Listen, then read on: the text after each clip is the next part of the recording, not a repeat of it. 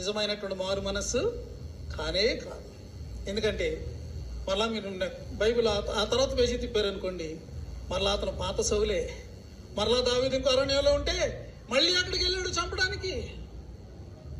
తాత్కాలికమైనటువంటి మారు మనస్సు, పై మారు మనస్సు.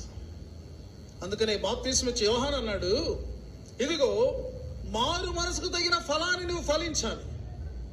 Until unless there is fruit, where is the proof of your repentance? నీవు పొందినటువంటి మారు మనసుకి ఏదండి ఆధారం, ఏదండి నిరూపణ? అందుకని ఆ భక్తుడు అన్నాడు, ఒక నిజమైనటువంటి మారు మనస్సు అంటే అది ఆ తరువాతి అతని జీవితంలో ప్రతి క్రియలో కూడా అది క్లియర్గా అది కనబడుతుంది అని అన్నాడు. దేవుని దగ్గరికి వచ్చి సారీ దేవా అంటే ఒక్కసారి నీ పట్టుకుని దేవుడు క్షమించేస్తాడా? నువ్వు సారీ అన్నావు అంటే నీ బ్రతుకును